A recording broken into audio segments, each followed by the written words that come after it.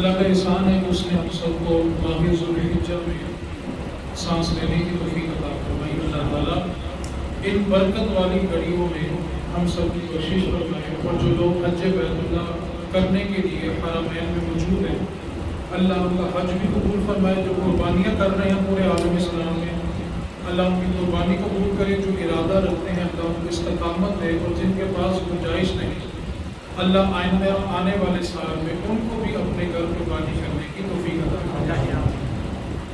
ایک بات کو بنیادی طور پر ذہن نشین کر لیں، کوئی بھی عبادت اس وقت قابل قبول ہوتی ہے جب اس عبادت کو اس طریقے پر کیا جائے جیسا اللہ اور اس کے رسول نے حکم دیا۔ اب نماز جو ہے وہ عبادات میں سب سے افضل عبادت ہے، اور نماز میں جو سجدے کی حالت ہے وہ سب سے افضل حالت ہے۔ اب کوئی بندہ یہ کہے کہ جی میں فجر میں 2 نہیں 3 فرض پڑھتا ہوں کیونکہ نماز بڑی افضل ہے، اور میں سجدے 2 نہیں کروں گا، ہر رکعت میں 4 کروں گا کیونکہ سجدہ بڑا افضل ہے، تو اس کی یہ عبادت قابل قبول نہیں ہے، کیونکہ اس نے عبادت کو اس طریقے پر نہیں کیا جیسا رب رسول نے حکم دیا۔ اسی طرح اگر ایک بندہ ساری زندگی عبادت کرتا رہے اور اس کو آخر میں معلوم ہو کہ میری یہ عبادت کا طریقہ ٹھیک نہیں تھا، تو اس کی زندگی کی کل کمائی لٹ گئی، اس کے پلے کچھ نہیں رہا۔ حضور سیدی غوث العظم رضی اللہ تعالیٰ عنہ فرمایا کرتے تھے کہ علم کے بغیر عبادت کرنے والا کبھی بھی اپنے رب تک پہنچ نہیں سکتا، کہ اس کو علم ہی نہیں ہے کہ عبادت کرنی کیسے ہے۔ اب آپ مجھے بتائیں، ایک بندہ حج کرنے چلا جائے کہ حاجی صاحب ہے، اور وہاں پہ جا کے اس کو حج کرنے نہیں آتا کہ کون سا دن کس میدان میں گزارنا ہے، طواف کیسے کرنا ہے، صفا مروہ کیسے کرنا ہے، حلق کیسے کرنا ہے، قصر کیسے کرنا ہے، رمی کیسے کرنی ہے، عرفات میں کب جانا ہے، مزدلفہ میں کب جانا ہے، مینا میں کب جانا ہے، قربانی کب کرنی ہے، اس کو معلوم ہی نہیں ہے، اس کو طواف الزیارہ کے مسائل ہی نہیں آتے۔ اب وہ بندہ کہ جی میں حاجی ہوں، تو عبادت کب قابل قبول ہے؟ جب اس طریقے پر کی جائے جیسا رب رسول نے حکم دیا، اور اگر ہم اس طریقے سے ہٹ کر کوئی بھی عبادت کر لیں تو وہ قابل قبول نہیں ہے۔ اسی طرح جو قربانی ہے، قربانی بھی تب اللہ کی بارگاہ میں قابل قبول ہوگی جب ہم اس کو اس طریقے پر کریں جیسا ہمیں رب رسول نے حکم دیا۔ بنیادی طور پر یہ بات یاد رکھیں، جن جانوروں کا گوشت کھایا جاتا ہے، جیسے ہمارے ہاں عموماً اونٹ کا گوشت ہے، گائے کا گوشت ہے، بکری ہے یا مرغی ہے، جو روز مرہ ہمارے بازاروں میں بکتے ہیں، یہ جانور کھانا ہمارے لیے حلال۔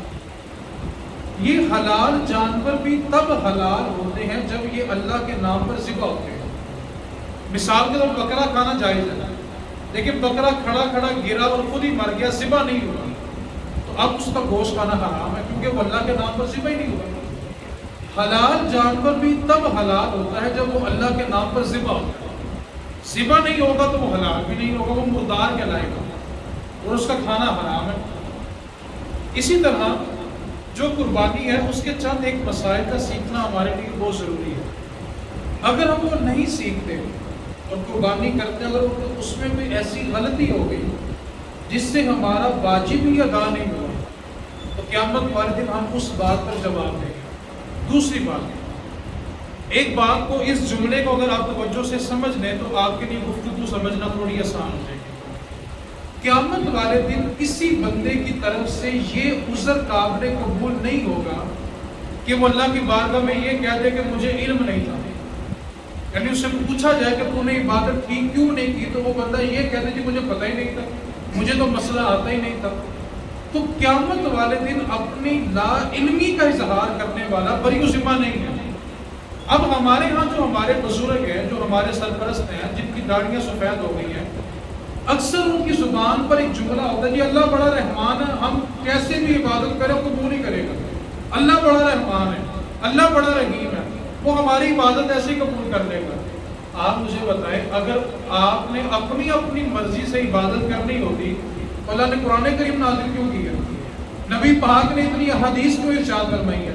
ہر عبادت کے لیے طریقہ کیوں بتایا؟ اگر ہر بندے نے اپنی مرضی کرنی ہے تو قیامت والے دن یہ عذر قابل قبول نہیں ہوگا کہ مجھے پتہ نہیں تھا. اس کو قیامت والے دن دوہرا عذاب ہوگا. ایک اس بات پر کہ اس نے عبادت ٹھیک نہیں کی، اور دوسرا اس بات پر کہ اس نے علم حاصل نہیں کیا. حالانکہ دین کا بنیادی علم حاصل کرنا ہر مسلمان مرد اور عورت کے لیے فرض ہے.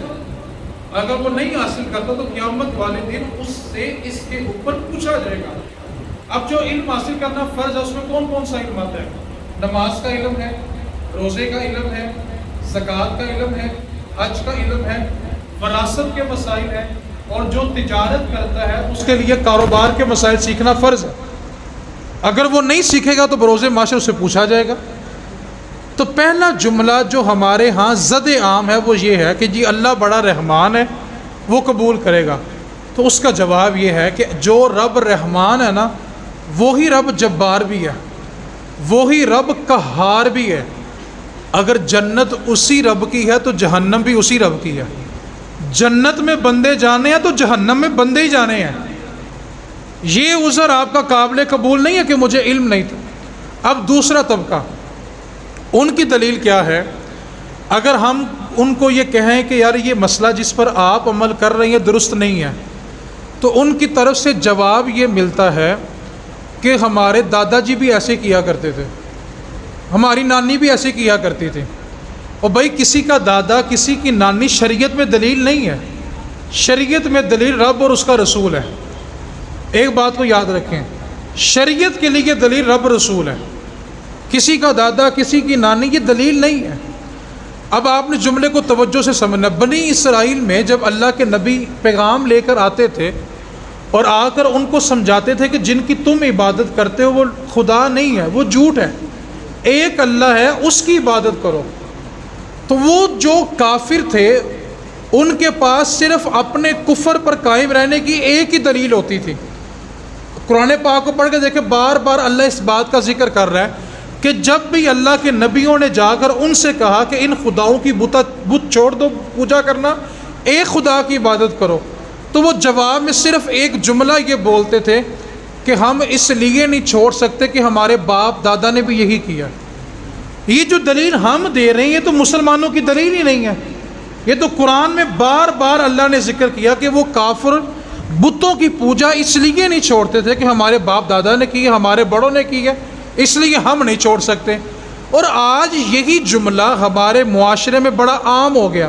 وہ کیا ہے؟ اگر کسی بزرگ سے ادب سے گزارش کی جائے کہ بابا جی آپ جو بات کر رہے ہیں، آپ جو مسئلہ سیکھ رہے ہیں، سکھا رہے ہیں، بیان کر رہے ہیں، غلط ہے، اصل مسئلہ ایسا ہے، تو آگے سے جواب ملے گا جی دادا جی بھی تو اینج ہی کرتے سی، دانا جی بھی تو ایسے ہی کرتے تھے. اس کی ایک مثال، ایک جھلک بتاتا ہوں صرف. بہت سارے گھر ایسے ہیں جہاں نا جمعرات کے دن نا دیا جلایا جاتا ہے. ایک کمرہ مخصوص کیا ہوا ہے، وہاں پہ نا ہر جمعرات کو دیا، اگربتیاں، موم بتیاں جلا کے نا کمرے کو روشن رکھیں گے.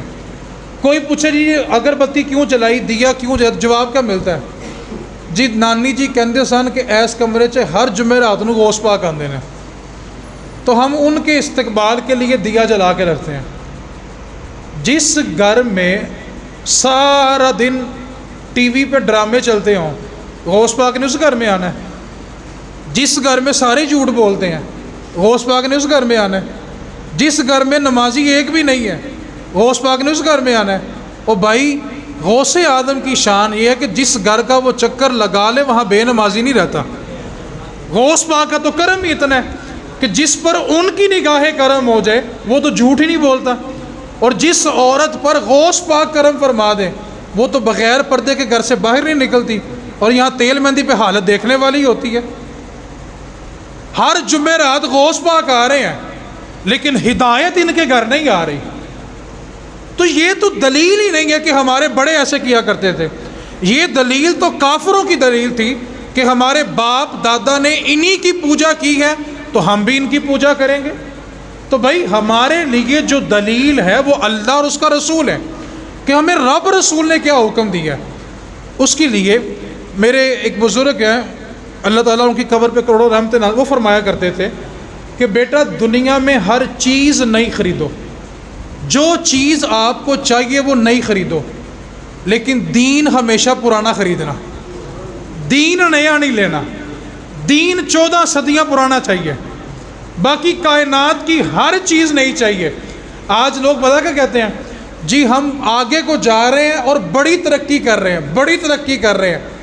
مسلمان کی ترقی آگے جانے میں نہیں ہے، 14 صدیاں پیچھے مدینے جانے کی طرف ہے۔ آج جو لوگ ترقی کر رہے ہیں نا، کہ آپ نے جہاز دیکھ لے تو ہم کہتے ہیں وہ بڑی ترقی کر لی۔ قرآن ان ترقی کرنے والوں کے بارے بھلا کیا کہہ رہا ہے، سم بکم عمی فہم لا یعقلون، وہ یہ تو اندھے ہیں، بہرے ہیں، گونگے ہیں، ان کو تو عقل ہی نہیں ہے۔ آج لوگ جو یورپ کی تھوڑی سی ہوا کھاتے ہیں نا، وہ آ کے بھلا کیا کہتے ہیں، جی اسلام تو ان میں نظر آتا ہے، انسانیت تو ان میں نظر آتی ہے، دین تو ان میں نظر آتا ہے۔ اللہ فرما رہا ہے کافر دنیا میں کچھ بھی کر لے، آخرت میں صرف اس کے لیے جہنم ہے، اور مومن دنیا میں جتنی مصیبت میں رہے گا، قیامت والے دن اس کو جنت میں اتنے درجے عطا فرمائے جائیں گے۔ آپ نے یہ دیکھنا کہ انجام کس کا اچھا ہے۔ تو یہ کیا کہنا، اب آپ مجھے ایک بات بتائیں، جو لوگ کہتے ہیں ساڑھے تو چنگے تھے او نے، سارے گورے کٹھے کر لو، جتنے گورے ہیں اور جتنا یہ گائے کا پیشاب پینے والے ہیں سارے کٹھے کر لو، سارے مل کے بھی ایک داتا علی حجویری نہیں ہو سکتے، یہ سارے مل کے ایک بلے شاہ نہیں ہو سکتے۔ ہم کو کس نے دھوکے میں ڈال دیا کہ یہ ہم سے اچھے ہو گئے، اور یہ سارے مل جائیں تو ایک غوث الاعظم نہیں ہو سکتے۔ یہ کیا بات ہوئی جو ان کا ایمان ہم سے اچھا ہو گیا؟ ایمان جیسا بھی ہو، ایمان سلامت رہا تو آخرت اچھی ہے، اور اگر ایمان ہی پلے میں نہ رہا تو بتاؤ انجام کیا ہوگا۔ تو اس بات کو آپ نے مد نظر رکھنا ہے کہ دنیا کی ہر چیز نہیں خریدے، لیکن دین وہ پرانا ہی چلے گا، دین نیا نہیں لینا۔ تو بات میں کر رہا تھا کہ علم حاصل کریں گے تو عبادت کا سلیقہ آئے گا، علم نہیں ہوگا تو بعض اوقات عبادت ہم سے غلط ہو جائے گی۔ تو چند ایک بنیادی اور ضروری مسائل قربانی کے حوالے سے جن کا سیکھنا ہمارے لیے ضروری ہے ان کو سمجھ لیں۔ پہلی بات، نماز عید یہاں پر کتنے بجے ہونی ہے؟ 7 بجے، اللہ ہی خیر کرے۔ 7 بجے شاہ جی تسی پیچھے نہ آنا، اچھا کتنے؟ 7 بجے۔ مسئلہ سن لیں بھائی، قربانی کب کر سکتے ہیں؟ جو لوگ رہتے ہیں دیہات میں، جس گاؤں میں عید اور جمعے کی نماز نہیں ہوتی، ایسے گاؤں تھوڑے بہت ہی رہ گئے ہیں جو ترقی یافتہ نہیں ہو سکے، باقی تو اب دیہاتوں تک بھی ساری سہولتیں پہنچ چکی ہیں۔ ایسا دیہات جہاں پر عید کی نماز ہوتی نہیں، جامع مسجد ہی نہیں، چھوٹی چھوٹی مسجدیں ہیں جہاں صرف فرض نماز ہوتی ہے، اور ان کو جمعہ اور عید پڑھنے کے لیے دوسرے گاؤں جانا پڑے، ایسا دیہات جہاں پر عید کی نماز ہوتی نہیں ہے، وہاں کے رہنے والے صبح سورج نکلنے کے فوراً بعد قربانی کر سکتے ہیں۔ کون سے لوگ؟ اچھا چلے میں پہلے آپ کو ایک مثال سناتا ہوں۔ یہ جو حلال اور حرام کا مسئلہ ہوتا ہے نا، اس میں صرف ایک لفظ کا فرق آ جائے، یعنی کہنے والا حلال کہے اور سننے والا حرام سمجھ لے، تو اللہ تعالیٰ کے قرآن نے جس کو حرام کہا ہو اس کو حلال سمجھنے والا کافر ہے، اور جو اللہ نے حرام کیا اس کو حلال سمجھنے والا بھی کافر ہے۔ تو اس لیے مسائل سیکھتے وقت تھوڑی سی آپ کی توجہ مجھے چاہیے ہوگی، تاکہ کسی مسئلے میں آپ کو غلطی یا مجھے غلطی نہ لگ جائے۔ آپ توجہ فرمائیں گے تو میرے لیے تھوڑی سی اور آسانی ہو جائے گی۔ وہ ایک نا گاؤں تھا، وہاں پہ نا ایک مولوی صاحب تقریر کر رہے تھے بڑے جوش کے ساتھ، اور قریب نا ایک بابا جی بیٹھ کے نا سو رہے تھے، جھٹکے لگ رہے تھے۔ اب مولوی صاحب تقریر کر رہے تھے کہ سود حرام ہے۔ کیا تقریر کر رہے تھے؟ بابا جی کی آنکھ کھلی، دودھ حرام ہے۔ تو صبح سارے گاؤں میں انہوں نے کہا براتی مولوی ہے، اس نے کہتے دودھ حرام ہے۔ تو مہربانی کرے سود کو سود سمجھیں اور دودھ کو آپ نے توجہ فرمانی ہے۔ جس گاؤں میں عید کی نماز نہیں ہوتی وہاں قربانی کب ہو سکتی ہے؟ سورج نکلنے کے۔ جو شہر میں رہتے ہیں، جیسے ہم سب لاہور میں رہتے ہیں، پورے شہر میں ایک جگہ بھی نماز ہو جائے، کیا کہا جی؟ آپ بولیں گے تو میرے لیے بھی آسانی ہے، پورے شہر میں تو قربانی کرنا جائز ہے۔ اگرچہ اس محلے میں نماز نہ بھی ہوئی ہو جہاں پہ قربانی ہو رہی ہے، تب بھی قربانی کرنا جائز ہے۔ جیسے مثال کے طور پہ آپ کے یہاں نماز ہونی ہے 7 بجے، ٹھیک ہے، ہم نے پڑھ لینی ہے 5:30 بجے، ٹھیک ہے، تو آپ 5:30 کے بعد قربانی کر سکتے ہیں، اگرچہ آپ کے محلے میں ابھی نماز نہیں ہوئی۔ جو بندہ قربانی کر رہا ہے، ٹھیک ہے، وہ نماز پڑھے، اپنے محلے میں پھر سکون سے قربانی کرے۔ لیکن اگر پورے شہر میں ایک جگہ بھی نماز ہو جائے تو اس کے بعد قربانی کرنا جائز ہوتا ہے۔ دوسری بات، پرانے وقتوں میں حکم یہی تھا کہ سورج غروب ہونے کے بعد قربانی نہیں کرنی، کیونکہ اس وقت لائٹ کی کمی ہوتی تھی اور جانور کو نقصان پہنچنے کا خدشہ ہوتا تھا۔ لیکن اب ہمارے پاس وسیع لائٹ ہے کہ رات کو بھی دن چڑھا ہوتا ہے، تو اب سورج ڈوبنے کے بعد بھی اگر کوئی قربانی کرے گا تو اس کی قربانی ہو جائے گی، لیکن افضل یہی ہے کہ دن کی روشنی میں کرے، ٹھیک ہے۔ اور دوسرا دن اور تیسرا دن ہے جب سورج نکل آئے تو اس کے بعد آپ قربانی کر سکتے ہیں۔ دوسرا مسئلہ جو سمجھنے والا ہے، عید پر رش ہوتا ہے اور قصائیوں نے ٹائم دیا ہوتا ہے، تو وہ جلدی جلدی ہر کام کر رہے ہوتے ہیں۔ ایک بات کو یاد رکھے، میں نے آپ کو بتایا کہ جو حلال جانور ہوتے ہیں کب حلال ہوتے ہیں؟ جب اللہ کے نام پر ذبح ہو جائیں۔ جتنی بھی بیماریاں ہوتی ہیں یہ گوشت میں نہیں ہوتی، بیماری خون کے اندر ہوتی ہے۔ اس کی دلیل کیا ہے کہ آپ کسی ڈاکٹر کے پاس جائیں تو ڈاکٹر کہتا ہے بلڈ ٹیسٹ کروا کے لائیں، یعنی وہ ہمارے خون سے جانچ کرتے ہیں کہ اس بندے کو کیا مرض ہو سکتا ہے۔ تو بیماری جو ہوتی ہے وہ خون کے اندر ہوتی ہے، گوشت کے اندر نہیں ہوتی۔ خون سے بیماری بنتے بنتے جسم کے ساتھ گوشت کے ساتھ جڑ جاتی ہے۔ اصل جو جراثیم ہوتے ہیں وہ خون کے اندر ہوتے ہیں۔ اب ہمارے ہاں جو قصاب ہوتے ہیں جو سارا سال ایک پیاز بھی نہیں کاٹتے، وہ عید والے دن بکرے کاٹ رہے ہوتے ہیں، سارا سال ایک پیاز بھی نہیں کاٹا ہوتا انہوں نے۔ اب وہ کرتے کیا ہے کہ جانور کی چاروں ٹانگیں باندھ دیتے ہیں اور ذبح کرتے ساتھ ہی منکا بھی توڑ دیتے ہیں۔ اب آپ نے اس مسئلے کو سمجھنا ہے، منکا توڑ دینے سے قربانی ہو جاتی ہے، لیکن آپ نے توجہ فرمانی ہے۔ آپ نے دیکھا ہوگا کہ جب بڑی عید کا دن ہوتا ہے تو مغرب کے بعد ڈاکٹروں کی دکانیں بری ہوتی ہیں، ہر بندہ دوائی لینے جا رہا ہے، پیٹ میں درد ہو رہا ہے، گوشت کے زیادہ کھا لیا ہے، گوشت ملا تھا زیادہ کھا لیا ہے۔ گوشت زیادہ کھانے سے طبیعت خراب نہیں ہوتی، طبیعت خراب ہونے کی وجہ سنیں، جب آپ جانور کی چاروں ٹانگیں باندھ دیں گے اور جب اس کی روح نکلے گی وہ ٹانگوں کو حرکت نہیں دے گا، اور منکا بھی آپ نے توڑ دیا تو اس کی رگوں میں جتنا خون ہوتا ہے وہ رگوں کے اندر رہ جاتا ہے اور وہ گوشت کے اندر جذب ہو جاتا ہے، اور وہ خون جو ہوتا ہے وہ جراثیم کا بھرا ہوتا ہے، بیماریوں کا بھرا ہوتا ہے۔ وہی گوشت جب انسان کھاتا ہے تو انسان بیمار ہو جاتا ہے۔ اب سنت طریقہ یہ ہے کہ جانور کی ٹانگیں کھلی چھوڑ دیں۔ ہاں اب وہ تجربے کار کسائی نہیں رہے کہ جو ٹانگیں کھلی چھوڑ کے ذبح کر سکے، تو 3 ٹانگیں باندھیں اور 1 کھلی چھوڑ دیں۔ جتنی تیزی کے ساتھ وہ ٹانگ کو حرکت دے گا اس کی رگوں سے اتنی تیزی کے ساتھ خون شاہ رگ کے ذریعے باہر گرے گا اور گوشت جو ہے وہ بیماری سے پاک ہو جائے گا، پھر وہ صحت کے لیے مضر نہیں ہوتا۔ اب منکا بھی توڑ دو کہ خون باہر ہی نہ آئے، ٹانگیں بھی ساری باندھی ہوں کہ خون باہر نہ آئے، تو جب خون سے لتھڑا ہوا گوشت ہم کھائیں گے تو پھر صبح ہماری عید ہوگی، شام کو ڈاکٹروں کی عید ہوگی۔ بیماری کیوں لگی؟ کہ ہم نے وہ گوشت کھایا جو صرف جراثیم کا بھرا ہوا تھا۔ تو آپ نے جانور کی 1 ٹانگ کو کھلا چھوڑ دینا تاکہ وہ جتنی حرکت کرے گا اتنا اس کا خون جو ہے وہ باہر۔ دوسرا مسئلہ، ہمارے ہاں عموماً شہروں میں ایسا ہوتا ہے کہ جو کسائی جانور ذبح کرنے آتے ہیں تو جو قربانی کروا رہے ہوتے ہیں وہ ان سے کہتے ہیں کہ آپ یہ جانور کی کھال بھی لے لیں اور اس کے ساتھ بتائیں کتنے پیسے لینے ہیں، یا یہ گوشت پڑا ہوا ہے تھوڑا گوشت لے لیں اور ساتھ بتائیں اور کتنے پیسے لینے ہیں۔ ایک بات کو یاد رکھیں، قربانی کا گوشت پائے ہوں، سری ہوں، کھال ہوں، ان کو بیچنا ناجائز ہے۔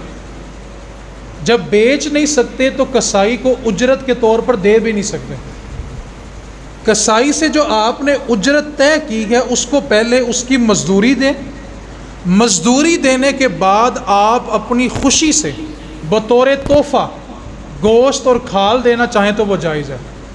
کھال اور گوشت بطور اجرت نہیں بطور تحفہ دی جائے گی۔ اگر اجرت کے طور پہ دے گا تو وہ ناجائز ہے، اس کو گناہ ہے اس بات پر، کیونکہ وہ صدقے کا گوشت ہے، قربانی ایک صدقہ ہے جس کو اس نے بیچ دیا ہے۔ تو اس لیے قصاب کو بطور اجرت مزدوری کے طور پر آپ نے کھال اور گوشت نہیں دینا بلکہ بطور تحفہ دے سکتے ہیں اس کی مزدوری دینے کے بعد۔ اور ایک بات کو یاد رکھیں، نبی پاک صلی اللہ علیہ وسلم نے 3 بندوں کی وکالت کی ذمہ داری لی ہے کہ بروز محشر ان 3 لوگوں کا مقدمہ میں لڑوں گا۔ ان 3 لوگوں میں سے ایک بندہ وہ ہے جس سر کسی نے مزدوری لی اور مزدوری لینے کے بعد اس کو اس کی اجرت نہیں دی، تو نبی پاک نے فرمایا اس مزدور کا مقدمہ بروز محشر میں خود لڑوں گا۔ آپ تصور کریں جس کا مقدمہ لڑنے حضور آ گئے، سامنے والا جان چھڑا کے کہاں جائے گا؟ تو مہربانی کریں دنیا میں کبھی آپ کوئی مزدور سے کام کروائیں، کسی کے پاس بائک ٹھیک کروانے چلے گئے ہیں، الیکٹریشین ہے، پلمبر ہے، دنیا کے کسی شعبے سے وہ تعلق رکھنے والا ہے، وہ کوئی پرزہ مشین پہ بنا رہا ہے، کوئی بھی مزدوری کر رہا ہے، تو اس کی اجرت اس کو پوری دیں۔ اور اگر اجرت مار لی، اس کا حق کھا لیا، تو اس بات پر بھی عقیدہ مضبوط کر لینا کہ بروز محشر اس کا مقدمہ خود مصطفیٰ نے لڑنا ہے، اور ہم مصطفیٰ کا سامنا کیسے کریں گے؟ تو اس لیے قصاب کو بطور اجرت کھال یا گوشت نہیں دینا۔ اس کے بعد تیسرا مسئلہ، بڑے جانور میں 7 لوگ شریک ہوتے ہیں، 6 بندے مل گئے جنہوں نے 6 حصے ڈال لیے، اب 7واں بندہ نہیں مل رہا۔ اب وہ 6 بندے کسی سیٹھ صاحب، کسی چودھری صاحب کے پاس جاتے ہیں اور جا کر ان سے یہ کہتے ہیں کہ ہمارے پاس 6 حصے ہیں، ہمیں 7واں بندہ نہیں مل رہا، تو مہربانی کریں آپ کے پاس تو گنجائش ہے، آپ ہمارے ساتھ شریک ہو جائیں تاکہ ہم اپنا واجب ادا کر سکیں۔ اب وہ جو بندہ تھا اس کے دماغ میں صرف یہ جملہ آ جائے کہ گھر میں نے 4 بکرے تو کیے ہوئے ہیں، چلو بڑا گوشت بھی آ جائے گا تو میں حصہ ڈال لیتا ہوں۔ ایک بات کو ذہن نشین کر لیں، 7 حصہ داروں میں ایک بندہ بھی کافر ہو یا اس کی نیت صرف گوشت کی ہو تو باقی 6 کی بھی قربانی نہیں ہوتی۔ ایک بندے کی نیت بھی صرف گوشت کی، حالانکہ قربانی صرف اللہ کو راضی کرنے کے لیے، قربانی کا مقصد صرف رب کی رضا ہے۔ تو اس لیے اگر کوئی ایسا بندہ شریک ہو گیا جس کی نیت صرف یہ کیا ہے کہ جی میں نے گوشت لینا ہے، تو باقی 6 کی بھی قربانی قابل قبول نہیں ہے۔ اس کے بعد سب سے اہم مسئلہ اور آخری مسئلہ، اس کے بعد میں آپ کا اگر کوئی سوال ہوا تو اس کی طرف آ جاتا ہوں۔ ہمارے بڑے صغیر میں ایسا ہوتا ہے کہ فیملی جو ہوتی ہے وہ جوائنٹ ہوتی ہے، اکٹھے رہتے ہیں، 3-4 بھائی جو ہوتے ہیں وہ مزدوری کرتے ہیں، پیسہ کماتے ہیں، اور جو ماہانہ خرچ ہوتا ہے وہ والدین کو دے دیتے ہیں، اور والدین پورا مہینہ پھر اس سے نظام چلاتے ہیں۔ اب وہ جو 3 بھائی کمانے والے ہیں وہ تینوں صاحب نصاب بھی ہیں، ان پہ قربانی واجب بھی ہے۔ اب وہ یہ کرتے ہیں کہ جی پیسے والد صاحب کو دے دیے اور والد صاحب ان پیسوں میں سے ایک بکرا لے آئے۔ اب آپ ماشاءاللہ سب ذی شعور ہیں، بکرے میں کتنے حصے ہوتے ہیں؟ پھر بولیں تو ایک حصہ کسی ایک کی طرف سے ہی ہوگا۔ اب اگر وہ 3 بھائیوں نے مل کے پیسے ملا کے بکرا لے کے والد صاحب کو مالک بنا دیا، تو والد صاحب کا تو واجب ادا ہو گیا، لیکن جو 3 بھائی تھے ان کی قربانی باقی رہتی ہے۔ اگر ہر کسی کے پاس الگ الگ جانور خریدنے کی استطاعت نہیں ہے تو وہ بڑے جانور میں حصہ شامل کرے اور اپنا اپنا واجب ادا کرے، ٹھیک ہے؟ دوسری بات، ہمارے برے صغیر میں صرف یہ برے صغیر میں مسائل ایسے ہوتے ہیں، باہر بہت کم ہے۔ ہوتا یہ کہ والدین کا انتقال ہو چکا ہوتا ہے اور بیٹے پہ قربانی واجب ہوتی ہے۔ اب بیٹے کے پاس ایک ہی بکرا ہوتا ہے جس سے اس نے قربانی کرنی ہوتی ہے۔ اب ہمارے ہاں بھلا کیا ہوتا ہے، ذبح کرتے وقت پچھلے سال ابو کے نام کا کیا تھا، چلو اس سال امی کے نام کا کر دیتے ہیں، حالانکہ واجب اس کے اپنے اوپر ہے۔ ایک بات کو یاد رکھیں، اپنا واجب ادا کیے بغیر قربانی کسی دوسرے کے نام نہ کریں۔ جس کے نام کی آپ نے کی اس کی ہو جائے گی، لیکن آپ کے ذمہ واجب ہے۔ اب جو والدین مرحوم ہیں ان پہ تو قربانی واجب ہی نہیں ہے، تو آپ قربانی میں اپنا واجب ادا کریں۔ ہاں جانور بڑا ہے، ایک حصہ آپ نے اپنا واجب ادا کر لیا ہے، باقی 6 حصے آپ کسی کے نام کے کریں، کوئی پابندی نہیں ہے، لیکن سب سے پہلے جو ہے وہ اپنا واجب ادا کریں۔ اپنا واجب ادا کرنے کے بعد اگر حصے بچ جاتے ہیں تو پھر آپ کسی کے نام کے بھی کر سکتے۔ اسی طرح بیوی پہ قربانی واجب ہوتی ہے، اس کے پاس زیور ہے، قربانی واجب ہے، لیکن اس کے پاس پیسے نہیں ہیں، تو شوہر اگر اس کی طرف سے قربانی کرے گا تو بیوی کی قربانی ادا ہو جائے گی۔ اسی طرح اولاد خود صاحب نصاب ہے، اس کے پاس مال ہے، وہ صاحب نصاب ہے، اگر ان کی طرف سے بھی والد ہی قربانی کر دے گا تو ان کی قربانی بھی ہو جائے گی۔ تو مہربانی کریں، یہ چھوٹی چھوٹی باتیں ہوتی ہیں ہمارے نزدیک، لیکن بڑی بڑی ذمہ داریاں ہمارے کندھوں پہ رہ جاتی ہیں اور ہم اپنی عبادت پوری نہیں کر پاتے۔ اس لیے ان باتوں کا خاص خیال رکھیں، اور بالخصوص جو لوگ قربانی میں حصہ شامل کر رہے ہیں، اندازے کے ساتھ گوشت بانٹنا جائز نہیں ہے۔ حصے کی قربانی کا جو گوشت ہے وہ تول کر بانٹا جائے گا، سب کو برابر برابر۔ ایک بندہ بھی یہ کہہ دے کہ تم زیادہ لے لو، کوئی مسئلہ نہیں، یہ کہنا بھی اس کے لیے جائز نہیں ہے۔ کیوں؟ کہ اس کو یہ حق شریعت نے دیا ہے۔ ہاں، اپنا حصہ قبضے میں لینے کے بعد جیسا مرضی جس کو مرضی دے، یہ اس کے لیے جائز ہے۔ آخری سوال اوجڑی کے بارے میں ہر سال لوگ پریشان ہوتے ہیں، مختصر سا ایک جملے میں اس طرح سمجھ لیں، اگر اوجڑی کو اچھی طرح صاف کر لیا ہے، غلاظت بھی دور ہو جائے اور بدبو بھی دور ہو جائے، پھر اس کا کھانا جائز ہے۔ اگر اس سے بدبو آ رہی ہے یا غلاظت ابھی باقی ہے تو اس کا کھانا مکروہ ہے۔ صاف کر لی ہے، غلاظت بھی چلے گی، بدبو بھی چلے گی، تو پھر آپ اس کو کھا سکتے ہیں۔ اگر غلاظت اور بدبو باقی ہو تو پھر اس کا استعمال کرنا جائز نہیں ہے۔ آپ میں سے کسی بھائی کا کوئی سوال ہو تو وہ سوال قربانی کے حوالے سے پوچھ سکتے ہیں۔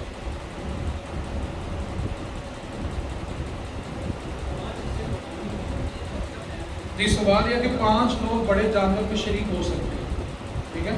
باقی جو 2 حصے بچ گئے ہیں، جیسے فور ایگزامپل ایک بندہ وہ کہتے ہیں 3 حصے میرے ہیں، باقی 4 ایک ایک حصہ ڈالنے تو بالکل جائز ہے۔ 7 تک شریک ہو سکتے ہیں، 7 سے اوپر نہیں ہوتے، 6 بھی ہو سکتے ہیں، 5 بھی، 4 بھی، 3 بھی، 2 بھی۔ 2 لوگ ہیں، ایک 4 حصے لے لے اور ایک، لیکن یہاں پر ایک مسئلہ اور توجہ سے سنیں، 7 لوگ شریک ہو گئے، اب 7واں حصہ بنتا ہے 22,000 یا 25,000۔ ایک بندے نے بھی 7واں حصہ پورا نہ دیا تو باقی 6 کی بھی قربانی نہیں ہوگی۔ پیسے کم ہے تو کسی سے لے کے ان پیسوں کا مالک بنے اور اپنا حصہ پورا کرے، پھر باقیوں کی قربانی جائے۔ آخری مسئلہ ایک اور ذہن میں آ گیا، گفتگو میری مکمل ہو گئی۔ ہمارے یہاں نا سکھ برادری بھی رہتی ہے، عیسائی بھی رہتے ہیں۔ میں نے آگے شروع میں بات بتائی کہ بندے سارا سال ایک پیاز نہیں نہ کاٹتے، وہ عید پہ بکرے کاٹ رہے ہوتے ہیں۔ ایک بات کو یاد رکھیں، ہم نے ابھی شروع میں ایک مسئلہ سیکھا، وہ یہ تھا کہ حلال جانور جن کا گوشت کھایا جاتا ہے وہ بھی تب حلال ہوتے ہیں جب وہ اللہ کے نام پر ذبح کرے گا۔ کافر اگر اللہ کا نام لے کر بھی ذبح کر دے تو گوشت حرام ہے، قربانی بھی نہیں۔ اہل کتاب جو ہوتے ہیں، جو اللہ کو ایک مانتے ہیں، اپنے نبی کا کلمہ پڑھتے ہیں، اپنے نبی کی کتاب کو سچی مانتے ہیں، عیسائی ہیں، یہودی ہیں، یہ اللہ کا نام لے کر اگر ذبح کریں گے تو جائز ہے، قربانی بھی ہو جائے گی، گوشت بھی حلال ہے۔ جیسے سکھ ہو گئے، یہ نبی کے قائل نہیں ہے، تو ان کا جانور ذبح کیا، قربانی تو ویسے نہیں ہوگی، گوشت بھی حرام ہوگا۔ لیکن اب جو اہل کتاب ہے ان کے عقیدوں میں اتنی تبدیلیاں ہو چکی ہیں کہ اس لیے ان سے پرہیز کرنا بھی ضروری ہے۔ ہمیں پتہ ہونا چاہیے کہ ہمارا جو قربانی کا جانور ہے ذبح کون کر رہے ہیں۔ اللہ نہ کرے کسی کافر نے کیا تو قربانی تو ویسے نہیں، گوشت کھانا بھی حرام ہو جائے گا۔ ہاں، جو غیر مسلم رسی پکڑنے میں شریک ہے تو ٹھیک ہے، ٹانگیں پکڑنے میں شریک ہے ٹھیک ہے، گوشت بنا رہے ٹھیک ہے، لیکن جو ذبح ہے وہ مسلمان کرے گا اور اللہ کا نام لے کے کرے گا۔ اور یہاں پر ایک اور بات بھی توجہ سے آپ کو میں کہنا چاہتا ہوں، یہ جو ذبح کرنے والے ہوتے ہیں کبھی منہ میں سپاری رکھی ہوتی ہے، پان رکھا ہوتا ہے، گٹکا رکھا ہوتا ہے، منہ سے آواز بھی نہیں نکل رہی ہوتی اور اوپر سے باتیں کرتے ہوئے ساتھ چھری پھیر رہے ہوتے ہیں اور یہ شور کر رہے ہیں، وہ رسی کھینچو، ٹانگیں کھینچو اور ساتھ چھری پھیر رہے ہیں، اللہ کا نام ہی نہیں لیتے۔ تو حلال جانور بھی تب حلال ہوگا جب اللہ کے نام پر ذبح ہوگا۔ حالانکہ مسئلہ یہ ہے کہ اگر مسلمان ہے، اس کے دل میں اللہ رسول ہے، زبان سے اس نے غلطی سے بھول گیا تھا، نہیں لے سکا تو جانور حلال ہے، جان بوجھ کر نہیں لیا تو حرام ہے۔ لیکن آپ نے اپنے قصاب کو یہ پابند کرنا ہے کہ پہلے وہ منہ صاف کرے اور اونچی آواز سے اللہ کا نام لے کے ہمارا جانور ذبح کرے۔ غیر مسلم نے، جو مسلمان نہیں ہے، اس نے تکبیر پھیر دی تو قربانی تو ویسے نہیں ہوئی، جانور کا گوشت بھی حرام ہو جائے گا۔ تو ان باتوں کا خیال کریں، اللہ تعالیٰ ہمیں سمجھ کی توفیق عطا فرمائے۔ وما علینا الا البلاغ۔